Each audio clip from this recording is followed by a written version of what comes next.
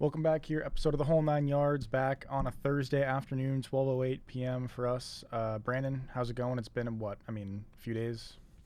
Yeah, a few days. I'm moving out today, so I guess that's what's happening with me. I think you are also. I am as well. Yeah, I'll be moving. I'll be probably hitting the road in probably a couple hours from now. I just got to pack. So Yeah, same. So I guess that's what's going on. girlfriend's calling me right now. So shout out to Ashley on the podcast. But yeah, I mean, we're gonna do mostly NBA this episode. Not really too much of a surprise, I guess. We talked about it a little bit last episode if you listened to the end. I want to start out though with a quiz, I guess. We're probably gonna talk about, just we haven't talked NBA in at least like a week or two, probably. So we're probably gonna talk about everything, but MVP will probably get brought up somewhere. So, Brandon suggested let's just do last 20 NBA MVPs. I just looked it up on Sporkle. They have a quiz that's every NBA MVP. Obviously, we're just going to do the first 20 Yeah. or the last 20, obviously. I guess we'll just start in 2000, 2001. Yeah. Okay. 2000, 2001. Yeah. I have the teams. It says the teams. I'll say that if it's relevant. Most of these should be pretty easy. There's going to be some that are hard. We'll just start. I mean, I guess if we're going in order from last to from first like current to 2000. I mean, Giannis is The last easy. two. Yeah. Well, Antetokounmpo.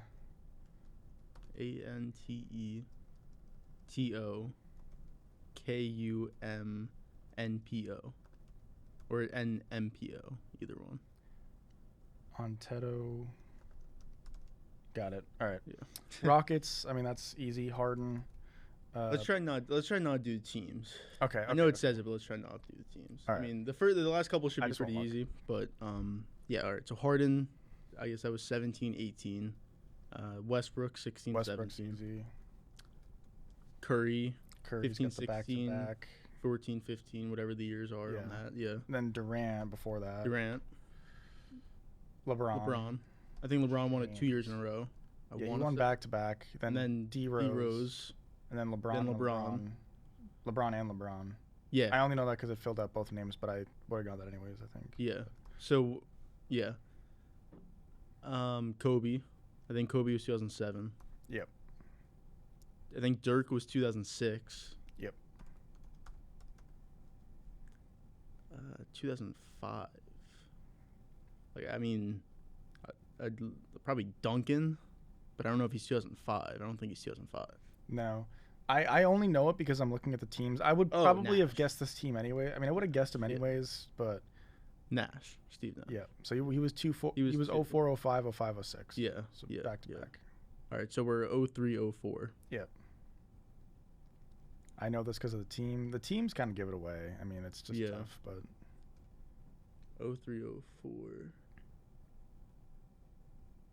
I mean, I can give a hint. I think if I told you team, it would give it away. But I can give you like conference, Yeah, let's do conference. Western Conference.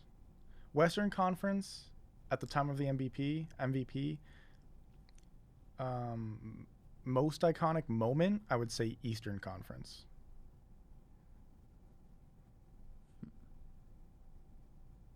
So he won it in the West, but his most memorable moments in the East. I would say, yeah. Maybe I'm biased as a Celtics fan. Another hint. But, So he's a Celtic. I don't know if he's Celtic. KG. Yeah, Garnett. Yeah. Yep. I would say most iconic Garnett moment. I mean, it's not even an on the court moment, but it's just that anything is possible. Like post championship interview. Yeah, I wouldn't really thought about that, honestly.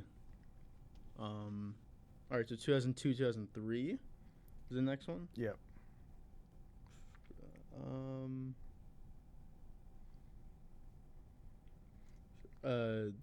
Is this a Duncan? This is a Duncan. Yeah. Then 2001, 2002. I know one of the last two is Shaq. I think it's 2000, 2001, right? 2001, 2002? No. Oh, no, then he was 99, 2000. Yep.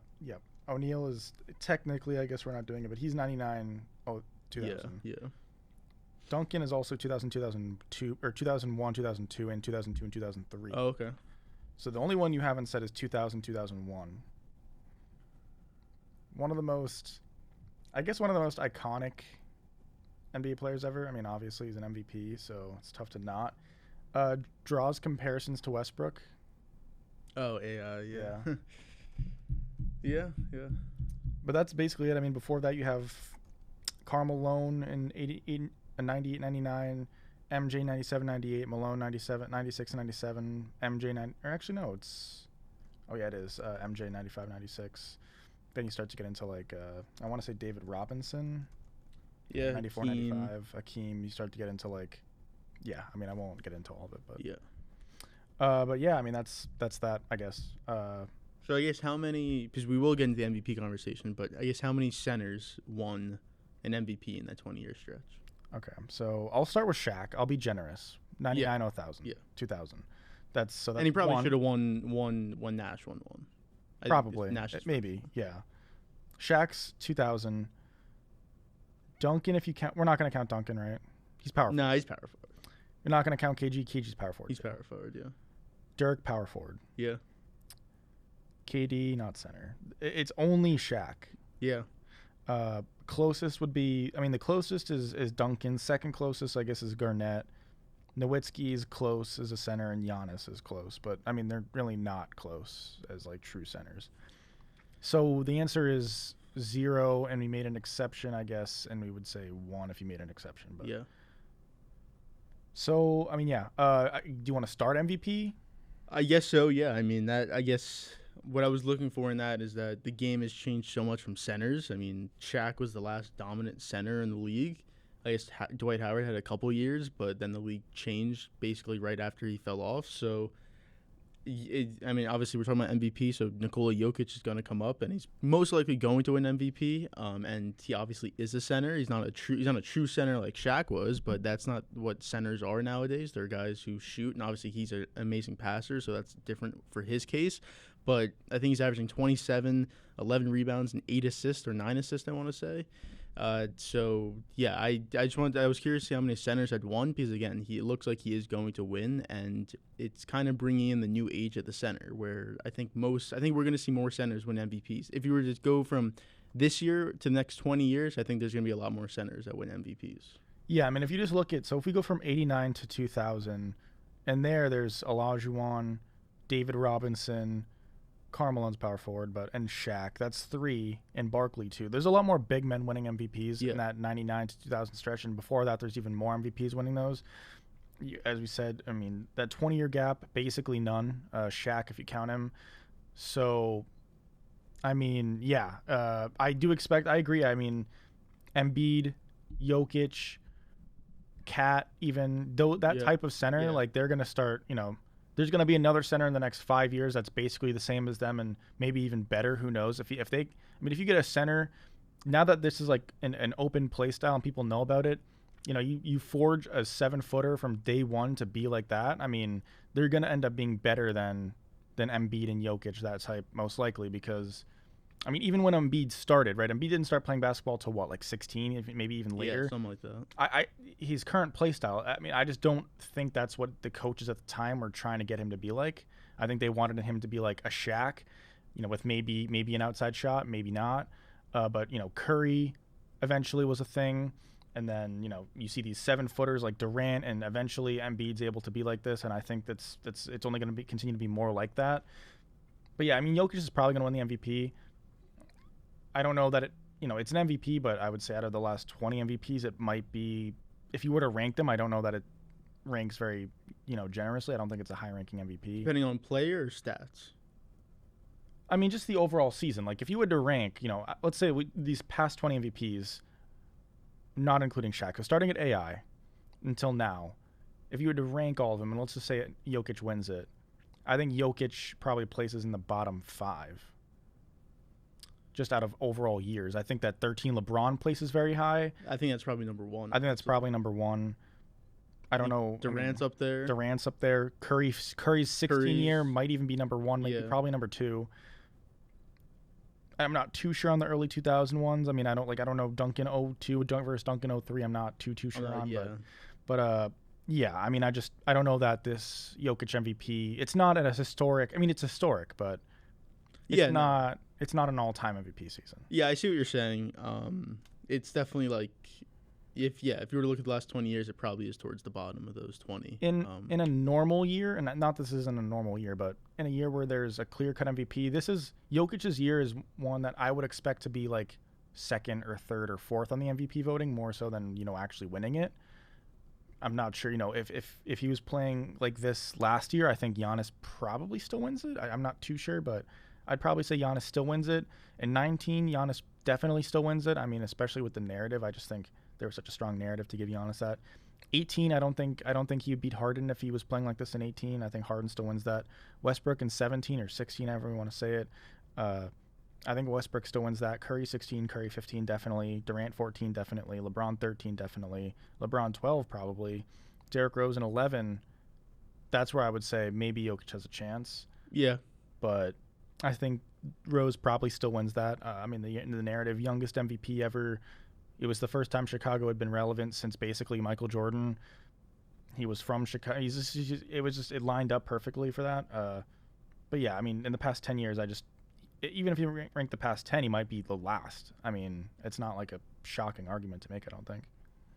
No, I don't think it is either.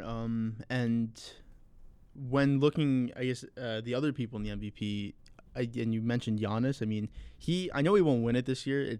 Even if he averaged like 35, 15, and 10 or something like that, I don't think he'd even still win it because maybe something like that he would, but the numbers he's putting up are better than the last 2 years he's honestly had that he's won MVP, but there's a fatigue with him, so it's just almost impossible for him to win. There's the fatigue and the team success hasn't. Yeah, if they were to have made a finals or not disappointed like they did last year, then maybe. But I mean, his year this year, 28.5 points, 11 rebounds, 6 assists. He's still one of the top defensive players in the year, and his efficiency is better than it was last year. I mean, he's having an insane year, and if it wasn't for him winning the last two, like if LeBron were to win it last year, I could definitely see Giannis being a lot closer in this race than he is now. Yeah. He's probably third, fourth, I'd say. I think you have Steph in there, and then maybe Embiid if he can come back, but probably not. So yeah, it's been the worst. I don't hate Chris Paul. I mean, I think he's like a great all-time point guard, but I just I know this is a bad MVP race because Chris Paul is getting inserted into this. Like Nick Wright, I was just listening to it, today. I think he was like, Chris Paul is the 2021, 2022 or whatever, 2020, 2021 NBA MVP, and I was just like, I can't. I know the team success is there, but statistically, there's just nothing. And everybody's gonna make the argument, and it's a fair and a good argument, and it's a correct argument that. It's not all in the stats for Chris Paul. If you just looked at of his career, wherever he goes, it's a winning thing. But I just, as far as an MVP is concerned, I'm not going to give an MVP to somebody as a career achievement. And that's what I feel like people want to do for Chris Paul.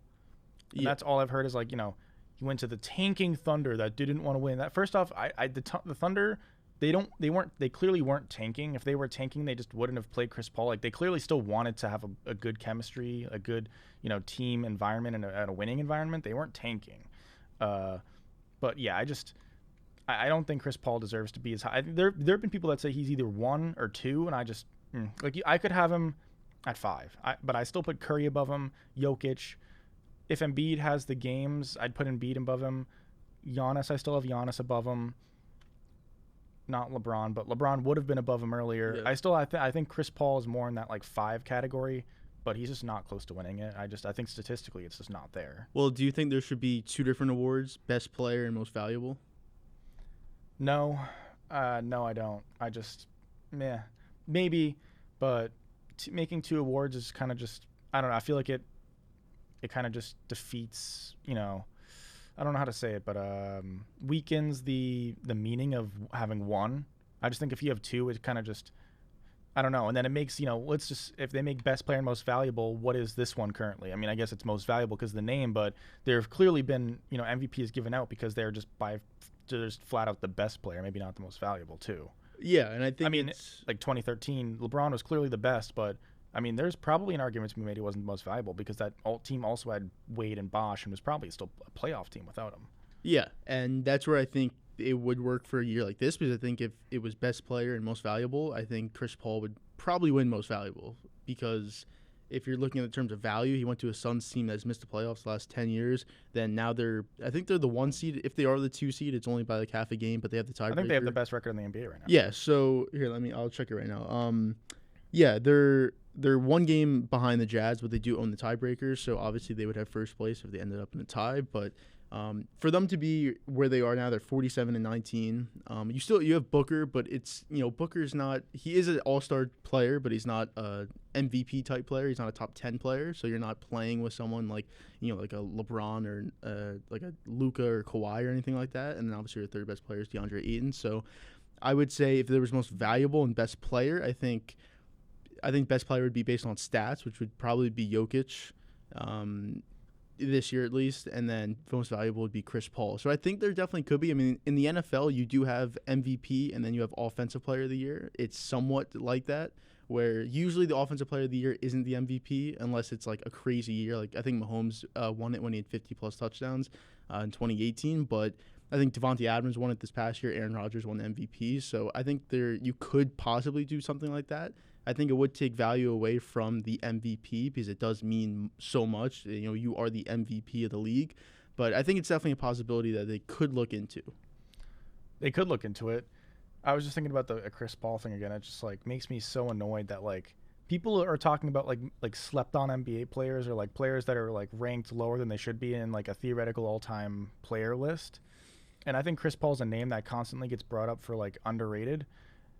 But it's just you can't be underrated if everybody thinks you're underrated. And people say he's a winner and all that. And to a certain extent, that's true. But if we go through all of his years, I mean, not that he should win an MVP, like a ring in a certain year, but, he probably should have a ring by now. That's all I'm going to say. And the Hornets, no.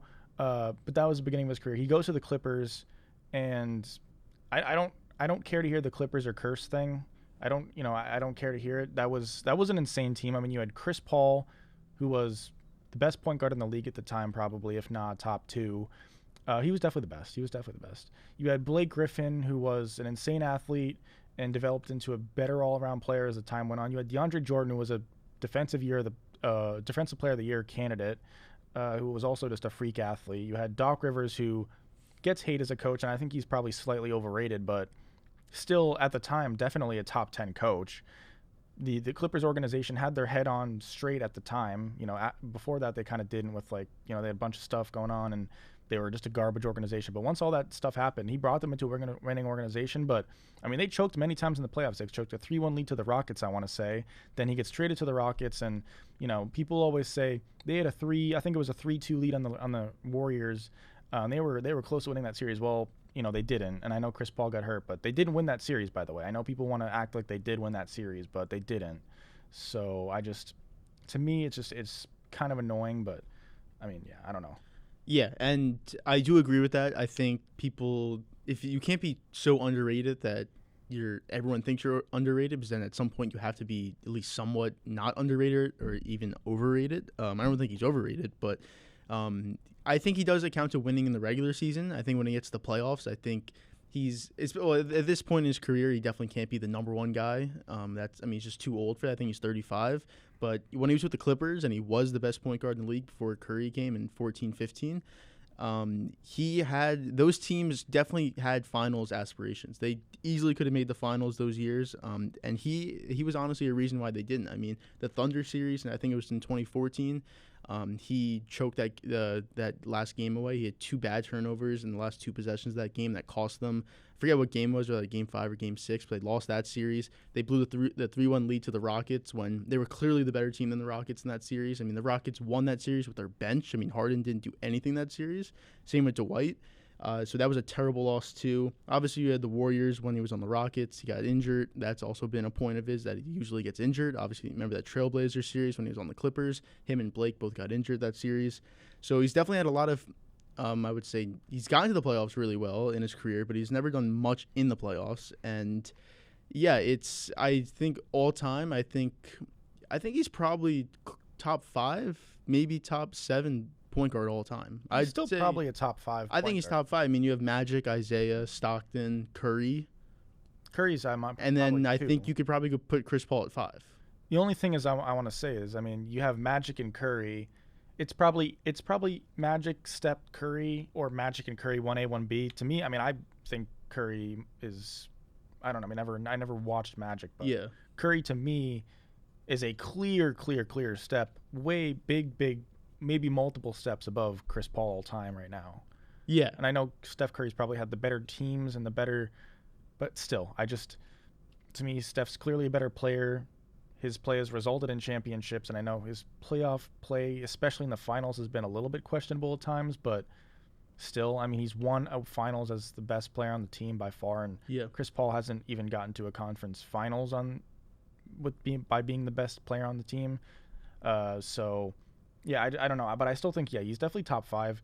And the underrated thing I was talking about, it happens to Russell Westbrook, except the complete opposite, which is, and same with Melo too, is when people loved Melo back in his prime, I always thought he was overrated just because his play just didn't result in, championship winning teams. And I know his teams were never super great, but it wasn't a LeBron type of play. I mean, he was a guy that was great but never made people around him better and was a ball hog. He was like the number 1 ball hog more so than Kobe was. And I think he was super overrated. Then everybody, then he kind of started to get worse and worse. And everybody was like, wow, Melo's so overrated. Like, no, like now Melo's not overrated because everyone thinks he's overrated. Like, that's not you can't do that. And it happened to Westbrook too. I thought Westbrook was overrated in around 2014 to like 2017, 2016. And then everyone started to think, Westbrook's overrated. Who cares about the triple doubles? Well, I mean, now he's not overrated because, everybody thinks he's overrated. But I don't know. I mean, that's just a random thing, but. No, I mean, I think it makes sense. The talk the last couple weeks has been basically Paul underrated, Westbrook overrated, and I mean Westbrook's 32, Paul's 35, so they're both getting towards the end. Obviously, Paul is the game that would last him longer, just because he doesn't have to score to be effective, and he could pass and play defense at least a little bit still. While Westbrook is obviously athletic, all about athletics and everything like that. So I think it's an argument that. Does make sense though, but yeah, when it comes to MVP, I think Chris Paul's in it, but I don't think he should be top. I don't think he should be top 3. I think he should be top 5. But again, if you had a Best Player award and an MVP award, I would say he would win the MVP award. But again, we don't have that, so I would have him still top 5, just not top 3. And another thing with that, if you were to distinct the awards, wouldn't it kind of just be the MVP would almost just be. I mean, I don't know if it would be like biggest, somebody that gets added to a team and just dramatically increases the wins, but in this case, it would have been. You would have just done the raw math, and that would be the only statistic that really leads to it with no other real argument other than he went to this team and this team became 2 seed. That's the only argument there really is without looking at his past. And I do think his past, gives context to, how this is happening. But anyways, around the rest of the NBA, I mean, the Lakers they're crashing since we've talked, obviously with LeBron getting hurt. And I mean, when we last talked about the Lakers, LeBron had basically just gotten hurt, and now we kind of talked about the stretch and what they needed to do to not fall all the way down. And I mean, they're getting closer to having to play in the play-in tournament. Right now they're the 6th seed, but if they lose a couple more games, if they lose one more game, the Blazers win one more game, Lakers are going to be in the play-in tournament. They're going to be the 7th seed. So, I mean, we have to start talking about one. What do we think about the Lakers' chances in the finals? Where do we have them versus the Clippers and, I guess the Nuggets and the Jazz and all those teams? 2, we briefly talked about LeBron's interview where he said he's never going to be 100%. I mean, what does that mean? Does that mean he's legitimately never going to be 100%, or does it mean that he's never going to be, 13 LeBron, which I feel like we all know? I mean, what's your reactions from 1? I mean, where do you put the Lakers right now? And 2, I mean, LeBron's statement. Yeah, I mean, we talked about it last episode, and I thought if AD and LeBron are both healthy, it's hard not to pick them. But it really just doesn't look like they're both healthy. Maybe AD is more healthy than LeBron is. Which is bad. Yeah. AD is like the injured guy. I know. And I would so much rather, I mean, I think everyone would rather have a healthy LeBron over a healthy AD, but if LeBron, I think he missed the last couple of games, or maybe he's going to. They said like back-to-back games he's going to miss again. So he's definitely not healthy, not even close. I think he's maybe 80% healthy right now. That ankle sprain probably would have held him out longer if they just didn't possibly need him to get some exhibition games going before the playoffs start. But it's definitely a concern, because if you don't have a 90 to 95% plus LeBron, it's hard to come out of the West, especially this year where, again, we talked about the Jazz. I think they could give someone a tough series. I don't think they'd win against the Lakers. I think they give them a tough series, though. The Suns, I think, could, but I think size goes against them. I think the Lakers' size is just way better than the Suns. Nuggets, if they eat Jamal Murray, possibly. I just think when it comes to the playoffs and you lose a guy like that who's going to give you 20-plus every night, and then in the playoffs he turns it up even more, I think they're going to lose some of the steam that they have going since he got injured. And I think the Clippers is the biggest question. I think the Clippers definitely could beat the Lakers if they were to match up. I agree. If Kawhi and PG are healthy, and obviously LeBron and AD are healthy, at least enough, I think the Clippers could definitely win that series. If LeBron and AD are 100% healthy, like completely healthy like they were last year, the Lakers 100% would win. But with them not being totally healthy, I think the Clippers have a real shot at winning that series. Even the Lakers fully healthy, I still think the Clippers have a puncher's chance at winning that series. Yeah. I'm not going to put it at 0. I'm not going to put it at, a super high chance, but I don't know, I would be higher on the Clippers than most would probably be. I don't know if the Lakers return to full health. I mean, I just am worried about LeBron. I really am. He's been a guy that he's just been I don't know. That statement is really worrying coming from him, because he's been a guy that's been never injured, and now all of a sudden in the past 2 years he's basically had more injuries than he's had in those first 17 years, 16, 15 years of his NBA career. I don't know. And AD, he's consistently hurt all the time, and the bubble basically gave him and LeBron a chance to just rest. So maybe LeBron would have gotten hurt last year too. I'm sure AD probably would have. Maybe he doesn't. I don't know. But at this point, AD is almost more likely to be injured than not be injured at this point in his career. So it's a tough gamble to bet on the Lakers. It really is. Even though I think when healthy, they're still the best team in the West, and in my opinion, the best team in the league.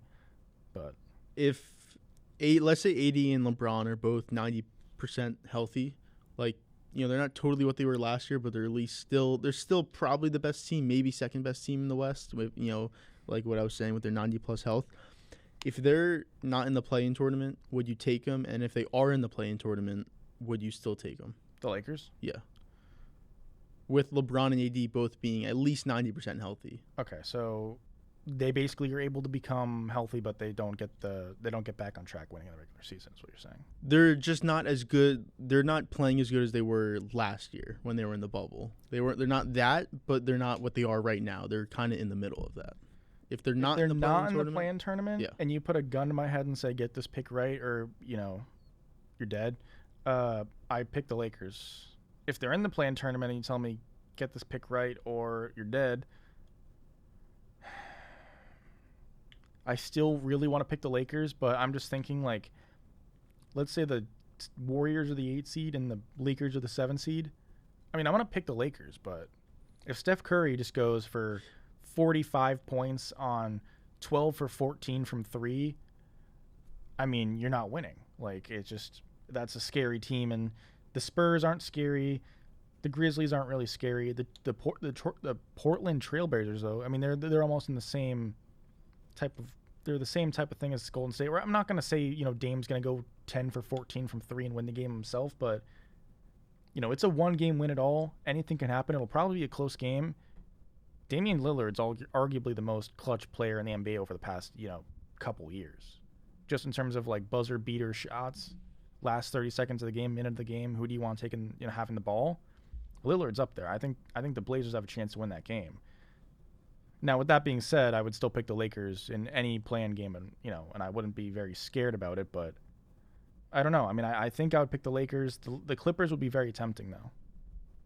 Yeah, and if the Lakers weren't in the play-in tournament, and again they were 90% healthy, I'd probably go Lakers, assuming they'd finish still at the 6th seed. They could still possibly finish 5 seed with Dallas. They're tied right now with them, but let's say they're the 6th seed. Right now, they'd play the Nuggets, and the Nuggets are in a tie with the Clippers. So, again, we could see Clippers-Lakers first round, which would that change your pick if it was Clippers-Lakers first round?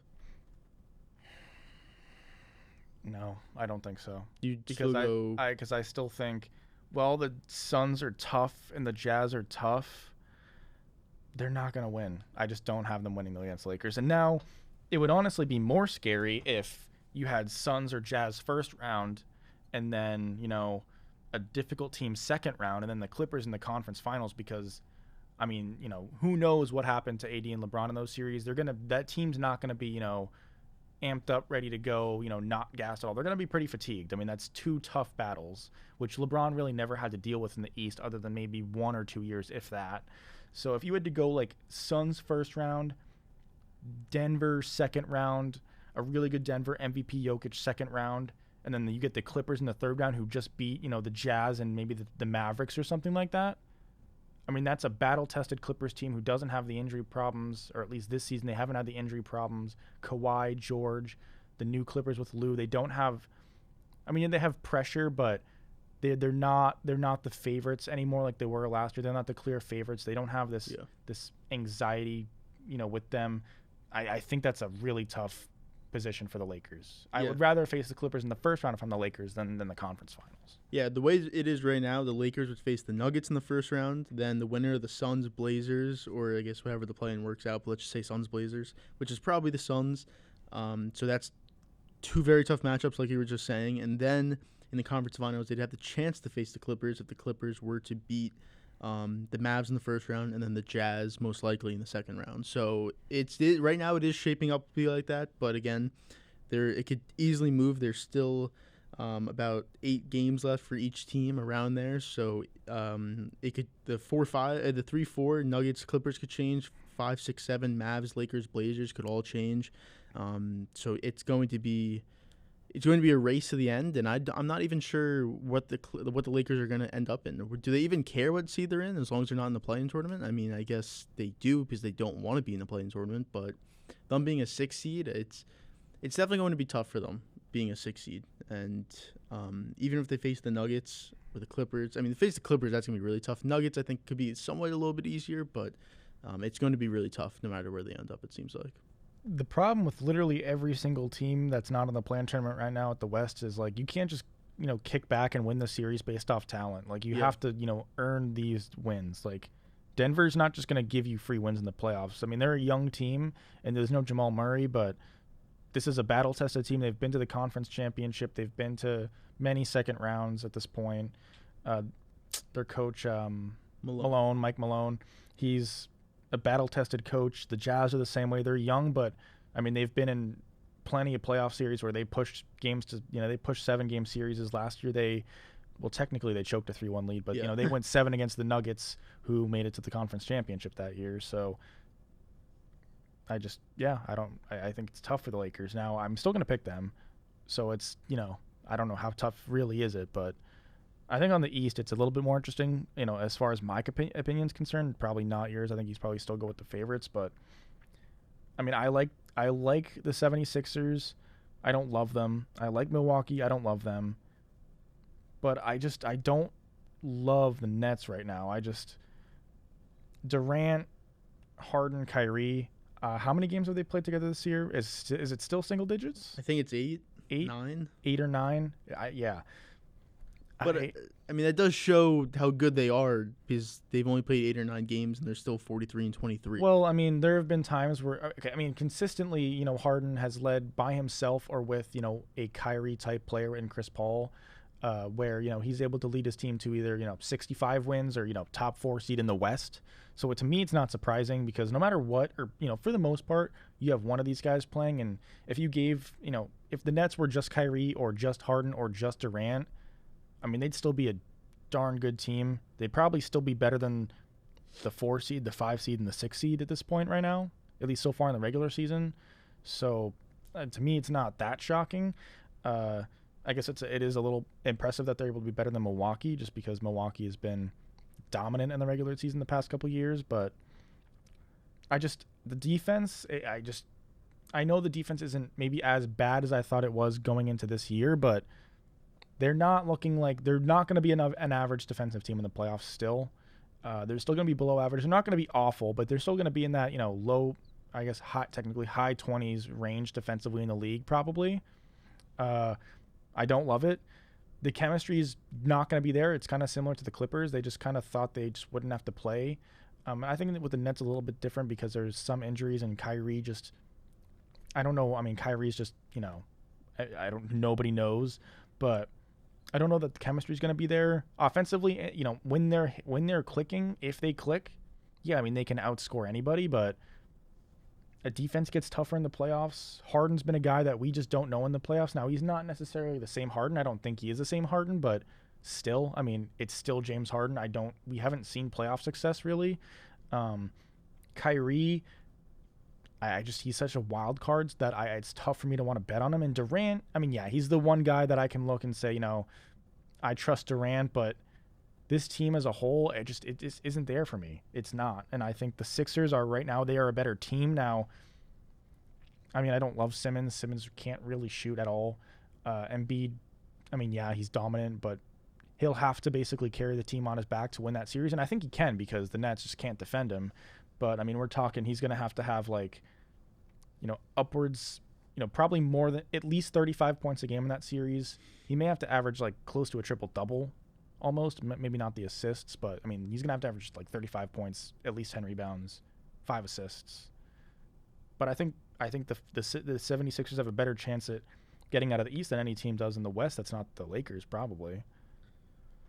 Yeah, I still like the Nets in the East, and the Sixers and the Bucks, I think they're just regular season, teams right now. I don't see them. I mean, we know the Bucks are a regular season team. Their efficiency and their offensive and defensive numbers are honestly, they've been better than they were the last 2 years, and they're only 42-24, which is third in the East right now. So I don't know what's going on with them. And they're different. Their point differential is plus 6.2, which I want to say leads. It's second in the league behind Utah at 9.5, but in the East it leads. So I don't know why. I don't know what's going on with Milwaukee. I think it's going to be the same story as it was the last 2 years, where they get to the playoffs and then it doesn't work anymore. What happened in the regular season, which is Giannis driving, then kicking out. For some reason, Budenholzer just likes to treat the playoff games like the regular season games. Like he'll play Giannis 35 minutes a game and run a 10-man rotation, and it just like, is there anything different to you in a playoff game than there's? I hate Budenholzer. I mean, he was that same coach on the Hawks team that was the 1 seed that time, and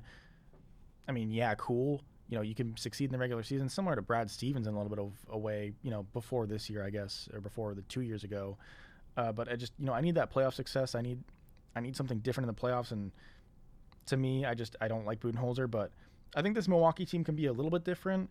They're not showing the same regular season success or dominance necessarily, but I mean, you add Drew Holiday. I like this team. I like this team a little bit more than I did the past couple of years. They don't have the pressure of being, the dominant 1 seed back-to-back MVP Giannis there. They shouldn't feel as much pressure. Giannis knows he's basically staying here, so I don't know if that, kind of relieves a little bit of pressure too. I'm not too sure, but to me, the more experience this Milwaukee team gets and the more feel for the playoffs they get, the more I start to like them. And maybe it's because other people start to not like them when I didn't like them. So maybe like the devil's advocate in me just wants to start liking them a little bit more. But I do like them a little bit more. Now seeds 4 through 10. I mean, it doesn't matter. Who cares? I mean, the 10 seed in the East right now, Washington is 30 and 36. Not that it means anything, but I don't care about seeds 4 through 6. They're irrelevant.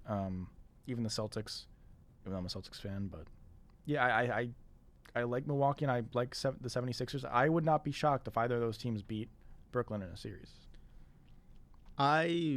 I would be shocked, honestly. I think the Sixers have a chance, but I think even if Embiid averages 35 plus, I still think the Nets win that series in 6.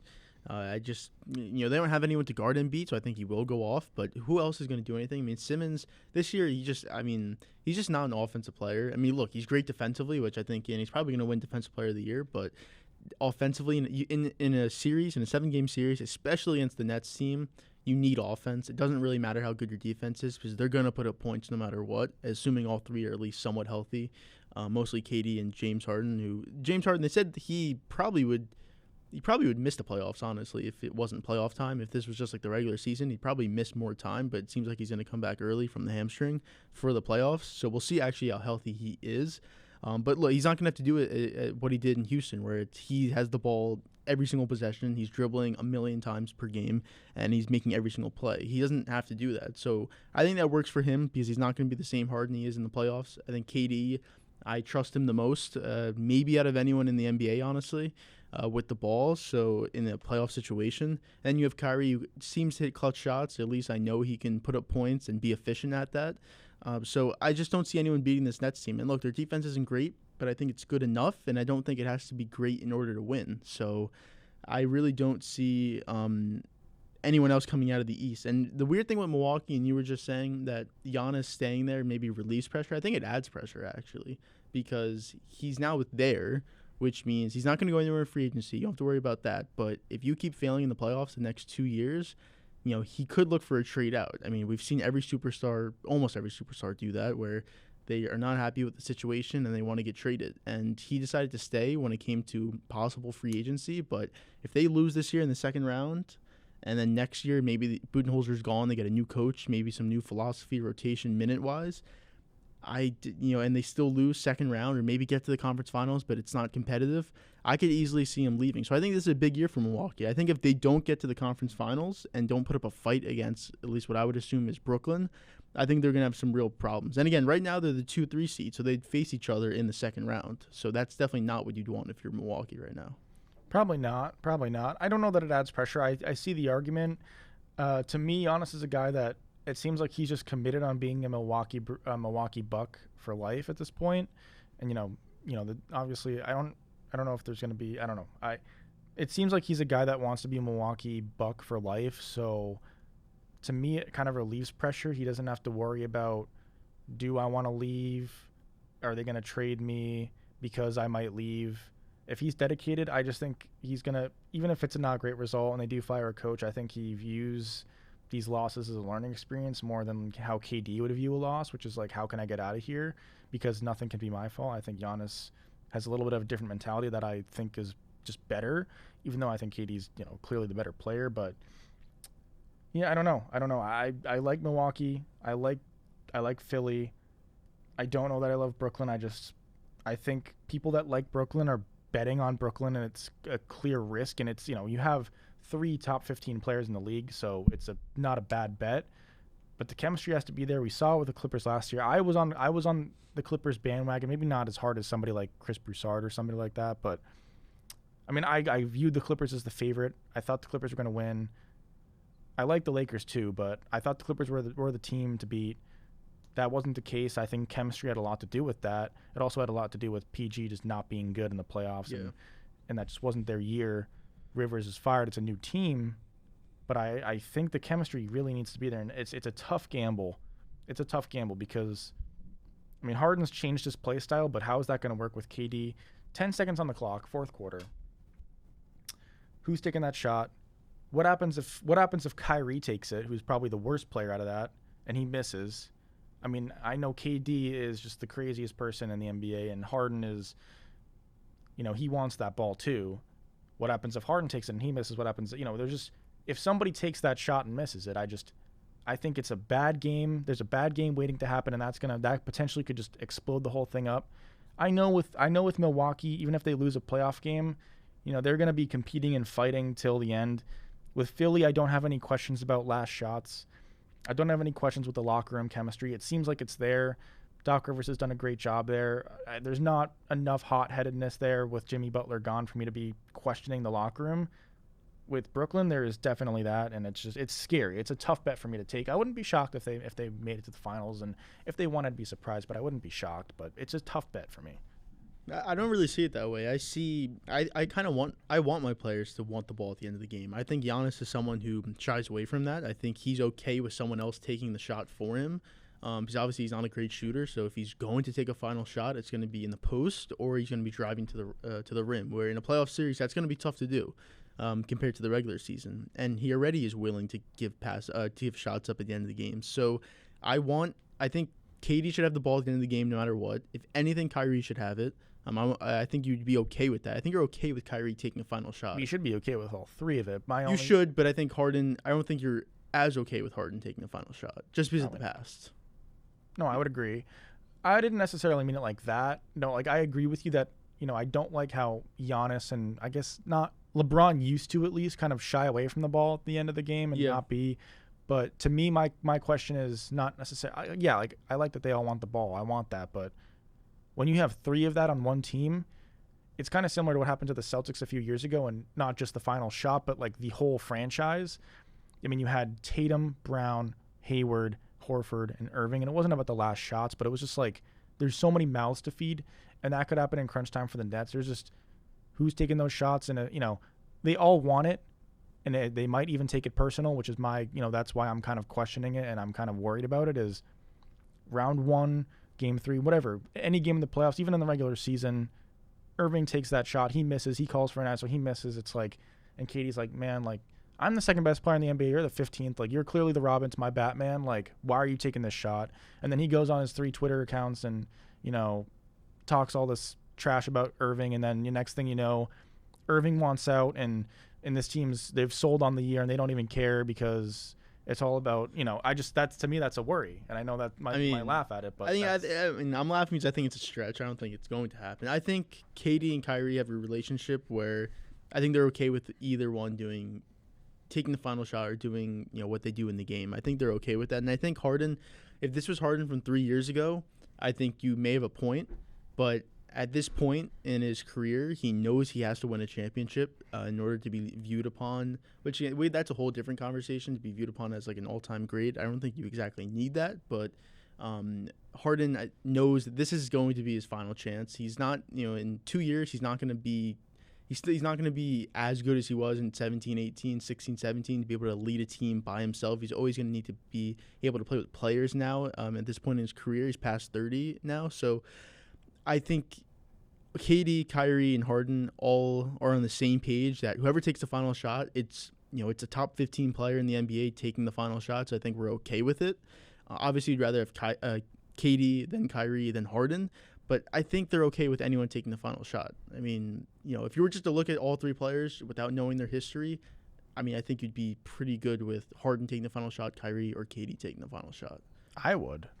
Yeah, so that's what I'm saying. I think they all know that they're all great players and that whoever takes the final shot, it's going to be a good shot if it goes in or if it doesn't go in. I think if you talk some sense into them, they would at the end of the day agree with that, but I have never seen in all of the 4 major sports, I think KD and Kyrie rank in the top 10 of just like people that just don't have it together in terms of, not necessarily don't have it. They clearly have it together, but they start to just get in this weird diva. I don't know how to explain it, but I think you know what I'm talking about. People know what I'm talking about. It's just this weird, just kind of, Kyrie, like that burning the sage thing at TD Garden, like stuff like that nobody else in the league would ever do. And then Kyrie does it. And this whole like, honestly, sometimes I think that LeBron going back to Cleveland, and that was like the worst thing that could happen to Kyrie because for some reason, Kyrie just wanted to emulate LeBron from day one. And every single press conference I've ever listened to Kyrie, he just wants to be like LeBron so badly. And the whole,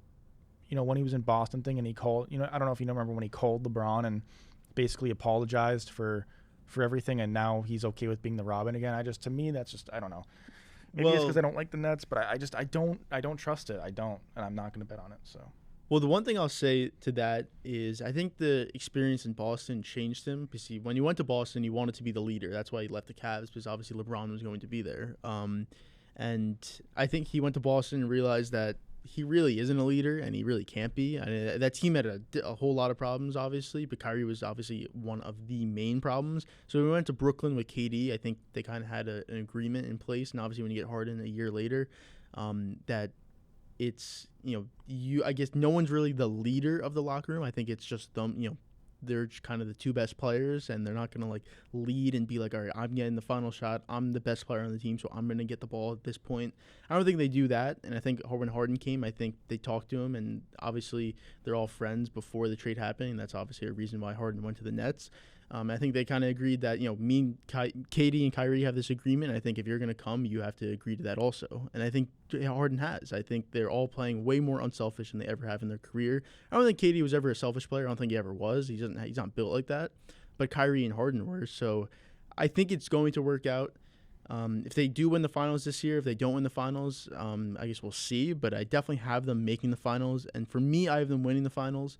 I think the only question to that is a fully healthy Lakers team meeting them in the finals. I think that is obviously going to be a hard task to beat them. But I still think even then they still could. I would still probably pick them in a series like that. But I think it would be like 51-49. I think it'd be Game 7. Every game would be close. I think it would be like that. As far as KD's legacy is concerned, this is taking a little bit of a turn in the conversation, but before this, it's pretty clear that he was never the main guy on a championship-winning team. With Golden State, it was the narrative has always been it's Steph's team, and you could easily argue, and I think probably KD might have been just the best player on those teams, but those were Steph's teams. It wasn't close. He was the identity. He was the guy. I think he went to Brooklyn, at least part of him went to Brooklyn because he kind of wanted to be the guy, and he wanted to prove that the people that, said, like, you had to go to Golden State to win a ring, all this stuff, all the KD narrative stuff. We don't have to talk about it. It's, like, been talked about for ages now. Everybody knows.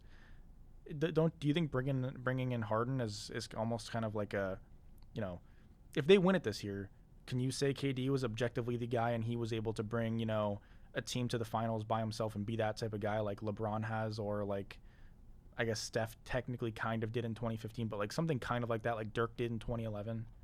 No, I don't think you could say that about KD. I don't think you could ever say that about him. Anytime he's made the finals, he's at least had, obviously he had Russ, Harden when they were younger, then obviously Steph, Clay, Draymond. And if he does do it this year, it'll be Harden and Kyrie. So I don't think you could ever say that, but would he be the best player on this team? Yes, he would be the best player on this team. I think if anyone were to look at the Nets, they'd say, who's the best player? It would be KD. So you could always give him credit for that he was, and even on the Warriors, he was the best player. It's kind of like the MVP best player situation. Curry's the MVP of that team, but the best player was Durant.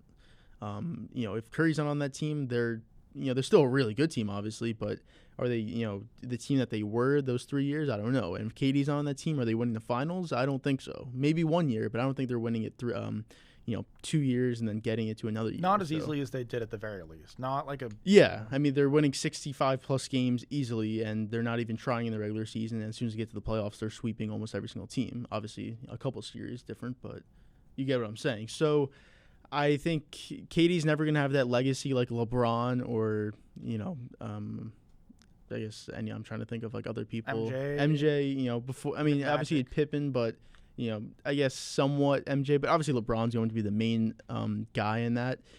He's never going to be that. I don't think he is that. I don't think he's that type of guy. You're not, you obviously build your team around him, but he's not going to be the guy where like, all right, it's you and basically like average players and maybe someone who could maybe be an all-star, but probably not. I don't think he's that guy. I think he always does need someone on his team in order to be a finals contender, but I don't think there's a problem with that.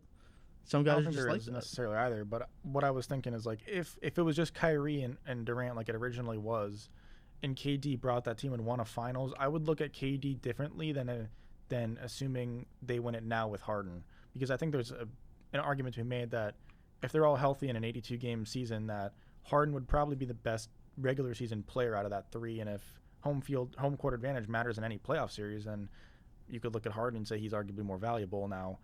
We'd have to see how the playoffs will shake out, but I'd assume KD will be the best player in those playoff series, but there's a chance that he's not. Harden's had a very good year this year, and he has just as many MVPs as Durant. Other than that, just in general accolades, all NBAs, they're probably similar. Scoring titles, they're similar. Stuff like that, they're pretty similar. MVPs, they both have one. I think there's an argument to be made that, it's with Kyrie and KD, it's player one, player two. Yeah. With Durant and Harden, it may be 1A, 1B, and that to me is a little bit different, especially when you have Irving on top of that already. It's like, to me, I don't view it similar to Golden State because, he went to that 73-9 and he wasn't even the guy on that team. He's probably the guy on Brooklyn, but it's like, it's really not, he's not like the guy. He's just the guy, I guess. I don't know how to necessarily state that, but he's just... With Harden there, it makes it a little bit different legacy-wise if they win it, because I still want to see KD win it like by himself, and I want him to be the guy. And I don't think he's going to be doing that if he wins it with Harden and Kyrie. I just think I look at it differently if it was just him and Kyrie. I think he is the guy on the Nets. Harden, I think if they on two separate teams, they're both. You could make the argument that it's 1A, 1B, and who is the best player, like in stats wise and value wise, I guess. But I think KD is the guy, especially on this team. I mean, Harden, he's averaging 25 points a game this season. Obviously, he's not going to average as many points as he has the years before with playing with Kyrie and KD, but he's a different player. He's a playmaker now. He's a point guard. It's honestly like Harden's the point guard, Kyrie's the shooting guard, and KD's the 3 or the 4, small forward, power forward, whatever it is. So I think he's just a different player than he was just last year, 2 years ago. So I can't even really compare the two because I think KD's always been the same player. He's going to give you 27 plus a night. And he's going to be very efficient. He, before the injury, he was a very good defensive player. And now he's still that guy. Obviously, the injuries and being older, he's not the same defensive guy. Maybe not the same. He's actually a pretty good playmaker, honestly. Rebounding, he was never great at. But, again, that's not much. But I think Harden is, he can put up 30 plus, 35 plus every single night if he wants to. Or he could average 12, 13 assists if he really wanted to. He's averaging 11 this year. He just doesn't have the games played in order to for it to count for the league, but he's averaging 11 assists a game this season, and he's just a different player. So I think this year, I think KD is the guy based on this type of Harden. But if it was just last year, then I think there's definitely a 1A, 1B argument. Yeah. When you look at LeBron and you take LeBron off some of his teams, you say that team is literally a lottery top 5 pick team. Even with Harden in the regular season, it's the same thing. It's just if you take KD off this Nets team, there's an argument to be made that, if fully healthy, the Nets without KD could still make the finals. Yeah. Now, I wouldn't take it. I probably wouldn't agree with it, but that's a clear argument. I don't think it's a bad argument. They're probably still the third best team in the East at least. So it's a little bit different because it's not very similar to the Golden State situation, but it's similar in the fact that KD's not what's putting it together. He's just making the difference between you making the finals and losing and making the finals and winning, or at least making it competitive and making it a blowout, which he did in Golden State. So are you saying that's a knock on him? It's not a knock. It's just that I can point at if I'm doing the all-time rankings, I can point at Bird and I can say, yeah, I mean, you had teams where you were the guy, and without you have nobody to put it together. McHale's a great player, sure. But that team's not. In those teams, they did have some pretty good players on those teams. Yeah, but they didn't have a guy Bird was the guy. I mean, he's the guy definitively taking the right shots. He's the guy and similar to like LeBron, where if you take him off that team, they're just not there. Maybe they make the playoffs as like one of those lower seeds that don't do anything, but that's probably at best like how like an Atlanta is right now or something like that. I don't know. And same with LeBron. I can say that about Dirk. I can say that about a lot of these guys that I'd rank, competitively with KD. If KD doesn't have that, that might just be the difference between me putting Bird slightly above KD at the end of the day. That's all I'm saying. Yeah, no, I see what you're saying. Like, and I think I do agree that like if it's a team with just KD, like I was saying earlier, I don't think he's not the type of guy who can just lift a team to the finals and just bring a team to the finals with without having like another all-star type player. Where like a LeBron could definitely do that, like a Kobe could do that. Obviously MJ could do that too. There's other guys too. So I don't think he's that type of guy, but I also don't view that, and I don't know if you were saying this or not, but I don't view it as a fault against him. I think that's just the type of player that he was, and I kind of view it as a fault. I mean, I can see how you can view it as a fault, but it's also like some guys just aren't meant to lead a team. Look, I know Steph. This year, like you can look at Steph and be like, in his prime years, 5-6 years ago, when he was just, he's still really good now, but he was obviously better then, I guess you could say. If he didn't have Clay or a Draymond like he was, Defensive Player of the Year type, if he had this team in 2016, what is the record and what are they doing? I think they're probably pretty similar to what they are, and they're fighting for the playoffs, and they may get in, they may not. I think that's pretty. Yes, pretty but there's a difference between, in my mind at least, there's a difference between Thompson and Draymond and Harden and Kyrie. And I'm not just saying that Harden and Kyrie are better than Thompson and Draymond, because they clearly are, but like Thompson and Draymond are just like supporting really, really awesome, stellar supporting pieces to Steph, and Harden and Kyrie are just like they're also guys that should be like leaders on the team. And I don't know. To me, Durant just he doesn't have that leader personality, and it's not necessarily a knock if Durant's on the right teams. But when you look at the Thunder, that's the only time that he's been like, I don't know. You also had Westbrook on that team, but that's like times where I thought like, if he had won a ring there, like I'd look at Durant much differently as a guy who can lift a team to the finals and can be like the guy who also leads the team, like LeBron has done, like Dirk did, like Duncan did, like Steph Curry did. Like there's a reason that like on Golden State that Curry was like the leader of that team and he was the guts and he was like, he was the guy on that team. There's a reason Durant wasn't. And Durant was clearly just the better talented player. He was more talented. He was a better player. If you're drafting a team, you're drafting Durant before Curry. Yeah. But it's still kind of a knock because without a super team and not necessarily a super team, but without like guys that are 1A to or 1Bs to Durant, it's like, I don't know, does he ever he's not that guy. He's not an MJ. He's not a guy he's not a Kobe. If Durant wins that championship in 2016 with the Thunder, I guess 2015, 2016, and does that change? Obviously, probably he's not going to the Warriors. He's, a lot of stuff that does not happen. But if he wins that year with the Thunder, do you view him differently? Completely differently. Yeah.